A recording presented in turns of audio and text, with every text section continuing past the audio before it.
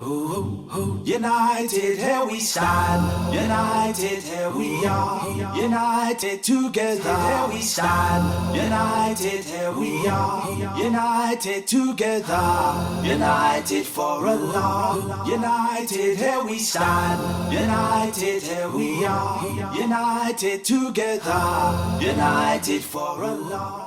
Bismillahirrahmanirrahim, my dear brothers and sisters, welcome to the show. I'm very happy to introduce you, Wasim Kempson. Alhamdulillah, we've been talking a little bit for a few hours and I already love you. Alhamdulillah, you're brothers in Islam and your story is amazing. You embraced Islam in the 90s in UK. And maybe we can start with your story and how did it happen for you, inshallah. Barakallah fiqh. May Allah subhanahu wa ta'ala love you. Brother Julien, it was a pleasure to meet you. And I embraced Islam 1994. I have to be honest with you that I haven't actually told my story of Islam in the English language before, ever. Wow, so it's exclusive. So it's extremely just exclusive. For you tonight, alhamdulillah. Yeah. I've done it in a couple of other programs in Arabic. Oh, really? I've never done it in English. Fantastic. However, what I will do is I will tell you the most important parts, if you like. I was brought up a Catholic with my mother and my brother. I went to Catholic school. Had quite a strict upbringing, although I wasn't forced to go to church every week. But the school itself was a very good school, and so therefore we were taught quite intensely about the religion. And then I always had an affiliation with religion. I used to like religion. I used to like watching religious films, Ten Commandments, King of Kings, Jesus of Nazareth. MashaAllah. I used to, at the back of the class, they used to have like these mini versions of the gospel. I used to take them home, look at them, Anyway, I went to college at the age of 16 and I met a brother who was originally from Afghanistan. I began to hang out with him. And then I realized, because we had lunch between 12 and 1, every day he'd spend half of that, somewhere else. And we'd have half an hour together. So I said, lunch is an hour. Why don't we spend, because I didn't know anybody else in the college. Why don't we spend the whole hour? He said, well, I pray. I said, okay, that's interesting. What, every day? He said, well, yeah, I pray 5 times a day. And I was like, I couldn't, 5 times a day? I found it difficult to go to church once a week. Imagining somebody praying 5 times a day was amazing. Anyway, they had a prayer room inside the college. I went there, saw them praying. This was in 1993. How many people in the room?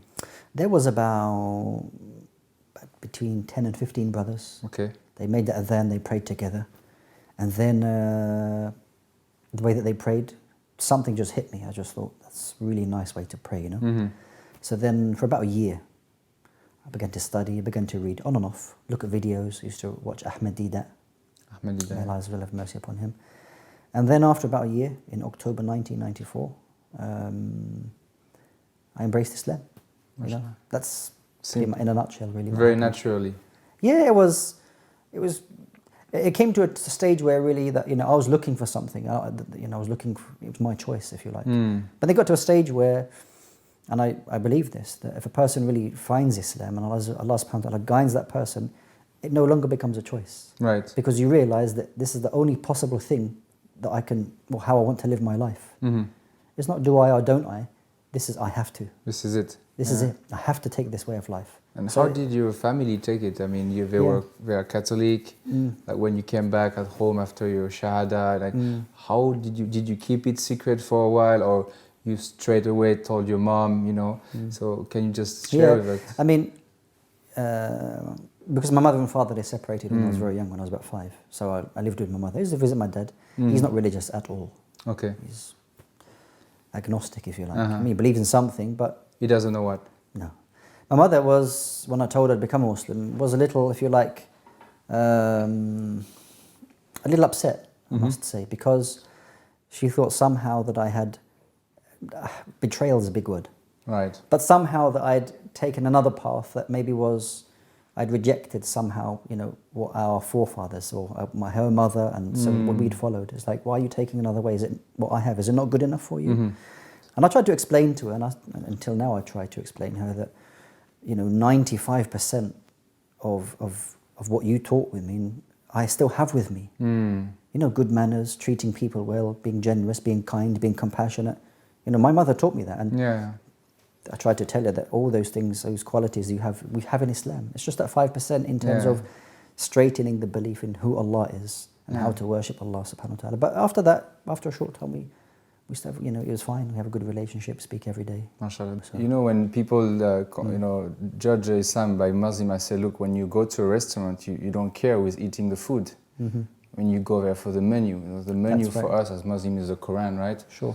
And I know you've been studying the Quran quite extensively in Medina, mashallah. You've been telling me that you've been studying for 7 years, and I'm quite jealous, because when I embraced Islam, I was 30 years old and I couldn't make it, to Medina. And can you share with us, how was the experience? I mean, 7 years in the city of the Prophet, peace be upon him, it must be quite something. And what was the learning, and what helped you to be who you are today? Sure. I mean, it's one of the greatest ni'mah after me accepting Islam, which is the greatest blessing that Allah gave to me.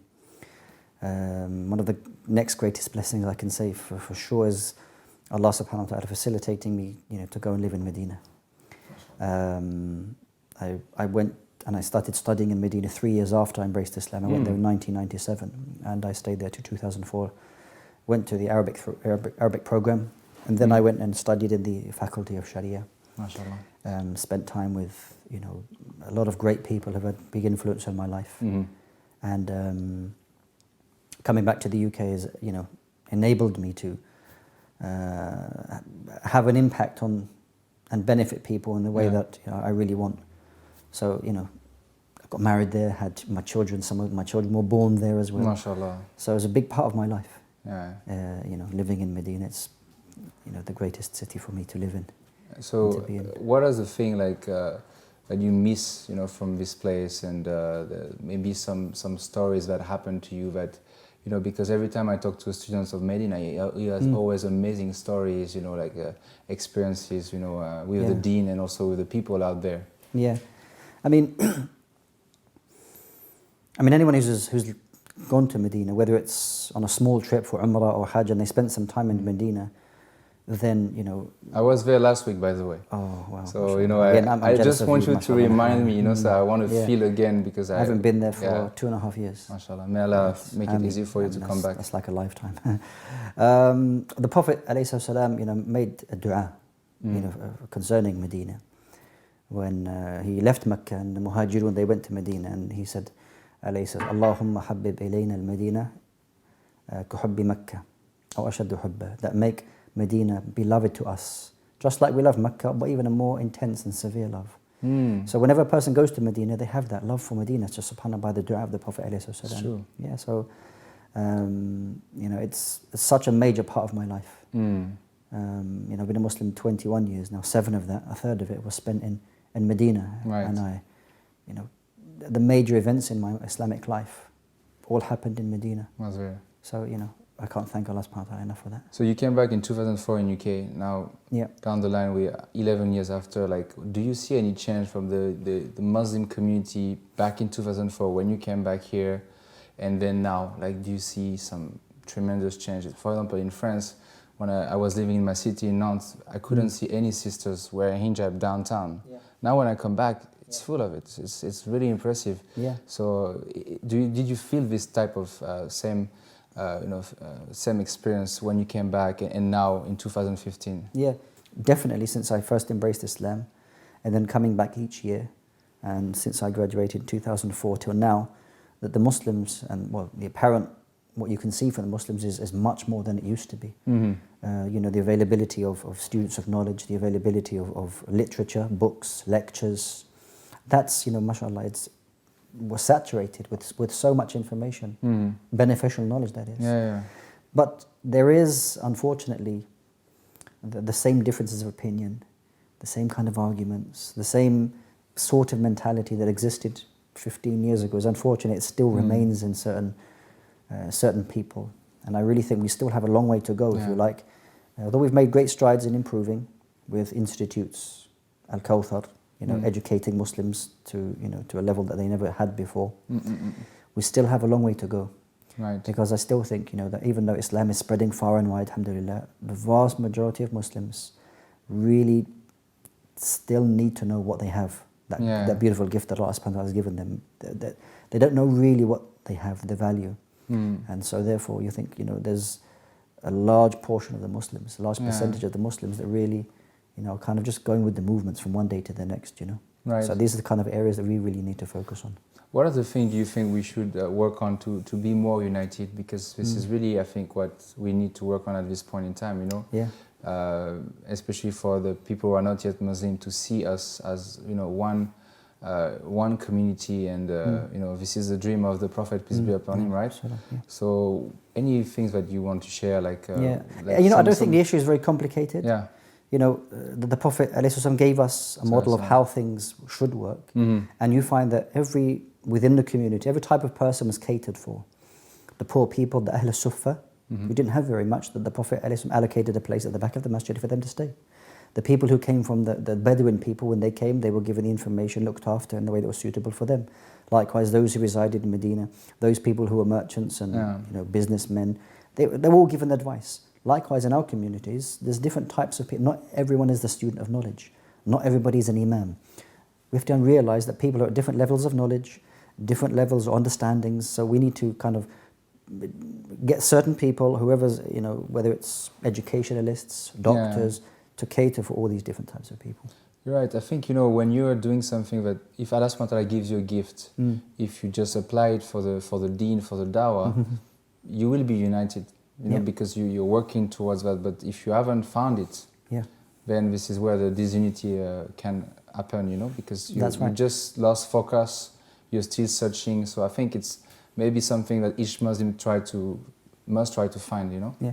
And not to duplicate the work. Yeah. We don't ever want, 10 organizations doing the same job. Exactly. Different organizations, look at, if they're doing this job, okay, well, let's look at doing something different.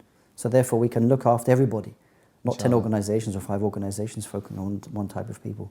Try to, diverse. So talking about organization, right after the break, I want to talk about what you're doing in UK. I know you're the Imam of a masjid, and we will ask you a question about that, inshallah. So stay with us and we'll be right back, inshallah.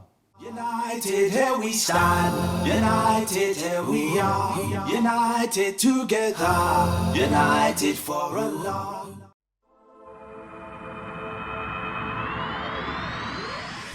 I found the truth. I found the truth. Я нашел правду.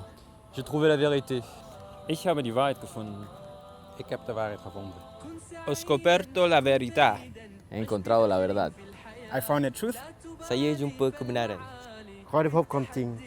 I am Muslim. I'm Muslim. Я мусульман. Je suis musulman. Ich bin Muslim. Ik ben een moslim. Adesso sono musulmano. Y por eso, ahora soy musulmán. I'm a Muslim. Sekarang saya Muslim. ตอนนี้ค่อยเป็นมุสลิม ربيعا أنت والعطر الرداء حرر النفس ولا تحيا هباء يا ربيعا أنت والعطر الرداء خذ قرارا وانطلق لا تنتظر ليس كل الناس أهل للعلاء خذ قرارا وانطلق لا تنتظر ليس كل الناس أهل للعلاء ليس كل الناس أهل للعلاء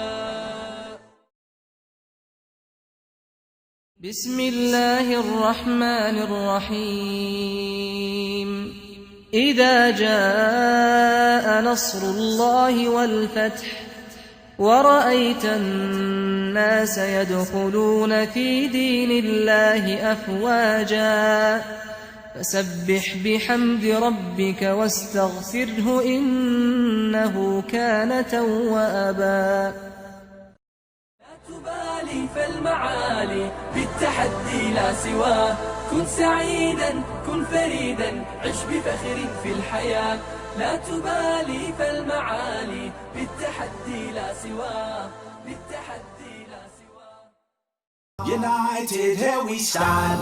United, here we are. United together. United for Allah. Welcome back to the show. And we're going to ask right now a very important question that I have in the back of my mind since I've been traveling in many Muslim countries regarding the role of an imam, in the society, first, of course, in the masjid. And it seems to me, wherever I can be in Malaysia or Turkey, a lot of imam just delivers the 5 prayers and khalas, Yeah, that's it. And I would like to hear from you, what do you think should imam do in the 21st century? Like, what do you think he should get busy at, apart from the 5 daily prayers? Yeah. Well, our Nabi sallallahu alayhi wa sallam's imamuna was like our first imam, if you like, or first person who took that position of any community. And you find that the Prophet Muhammad alayhi wasallam took responsibility not just to lead the 5 prayers, but was there as a guide, as a counselor, as a person to do so many things for the community. And I think, at least in Western countries, although you do find certain masajid, they have an imam who just does the 5 daily prayers. But our communities, they need more than that. They need an imam to be more dynamic, to be able to engage with the community.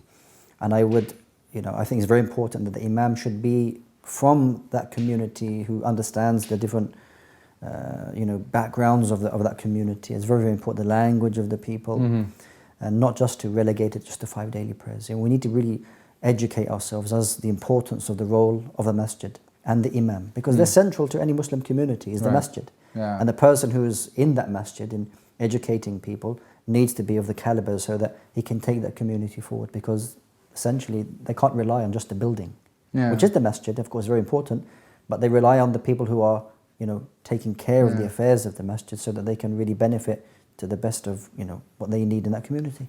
Talking about taking the community forward, I want to talk about the new Muslim who are entering in the community of Islam, and I know you are related to that, and you've been working with them. What are the experience and some advices you want to share to new Muslim who will be watching the show? Sure. And what are you doing in this aspect?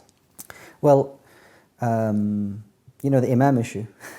There's a statement of the Prophet ﷺ that every Nabi, every Prophet was ra'il ghanam, used to look after sheep, like a shepherd. Now, obviously in the UK I can't be a shepherd, but being an imam, if you like, is the closest I can be to that. Right. So that you see the different types of people, for all walks of life.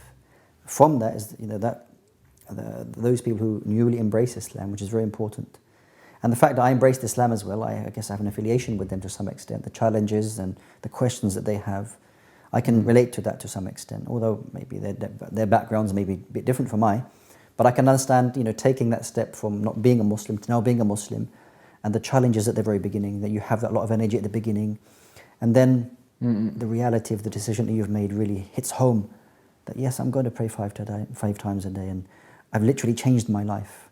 I would really advise sincerely that when a person embraces Islam, is not to rush, but to take things day by day, right, and to allow things to be part of you and take it naturally. Don't. A very simple example I have is like a weightlifter. You go to the gym. When you go to the gym, you don't stop thinking about picking up 200 kgs. You're going to break your arms. You'll break yourself. Take things slowly. Slowly build yourself. It's like your iman. Strengthen it. This is what we need to do.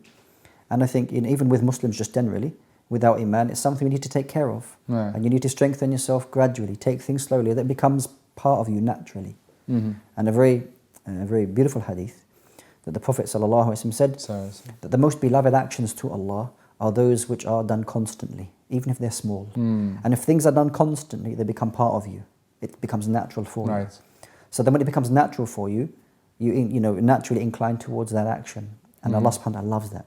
So it's better than you just, doing like one whole night of standing up 4 or 5 hours in prayer. And it's more preferable to Allah subhanahu wa ta'ala that each night you do a little bit, even if it's a smaller amount. So I'd definitely say take things slowly.